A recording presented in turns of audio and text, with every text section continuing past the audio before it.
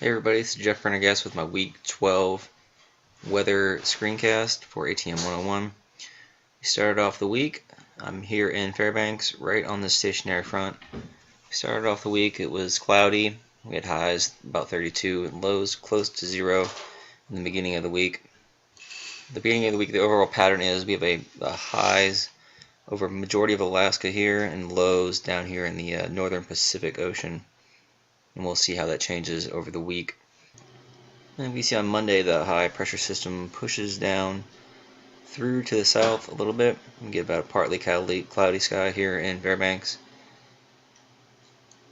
And the low pressure system moved to the east a little bit towards the Alaskan Peninsula over the Aleutians.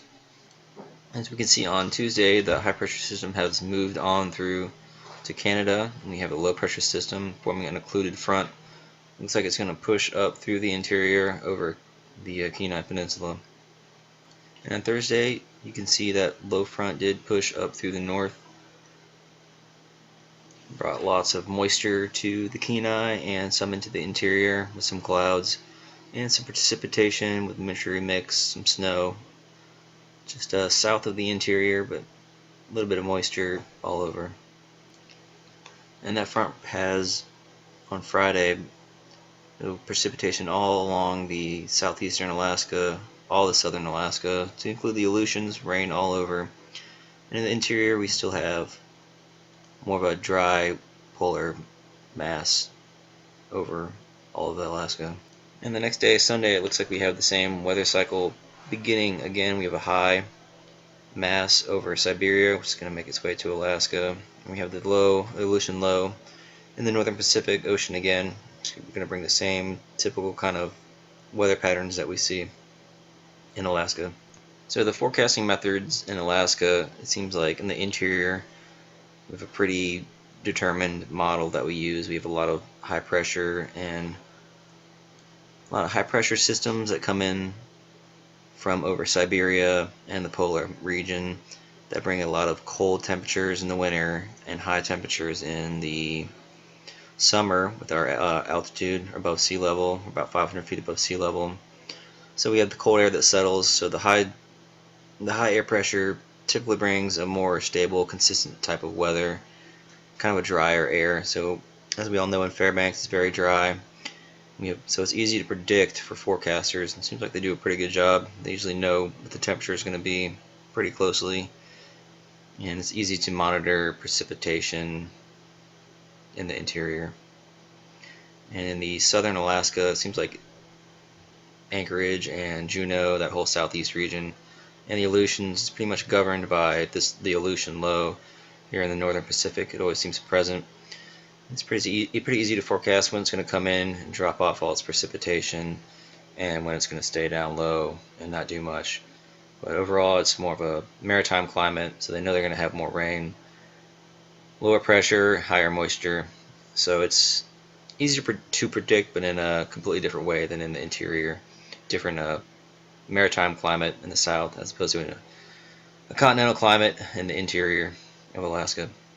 So the passage of the cyclone and how that affected the temperature readings of the stations in Bethel, Dillingham, and Kenai. It of course brought a low front from the Pacific, which brought a warmer and moisture air, which is why we had warmer temperatures in those areas.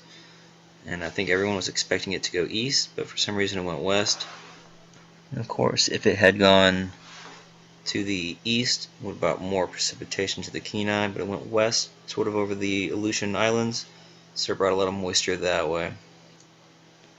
So addressing the record high temperatures we had in Fairbanks recently, we started off on Tuesday, typical Fairbanks, clear, lots of sunlight.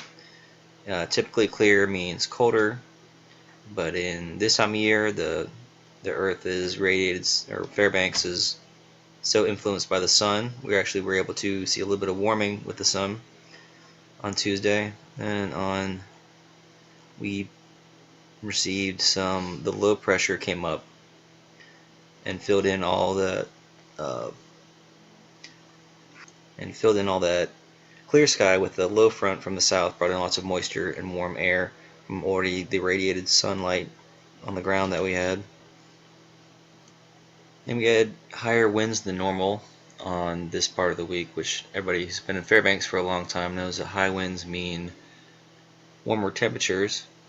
The high winds drove out some of the settling in Fairbanks of the cold temperatures and pushed them out and made way for higher temperatures that included a warm front from the south, which is why we had record highs during the week.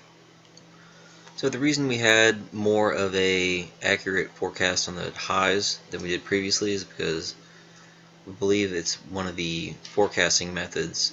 We had more of a typical pattern of weather, more predictable, which could fall under the either persistence, more of a human method of forecasting. We kind of seen a typical pattern of weather that we've seen before, so we're able to make a better prediction. And on the previous date, it was more of a obscure or kind of different weather pattern, and it wasn't a different kind of a trend, so they weren't able to make an accurate as prediction as they were this time. Ultimately, it was more of a defined weather pattern and more clear and easy to see and predict than previously. So that was my Unit 12 forecast, and thank you for listening.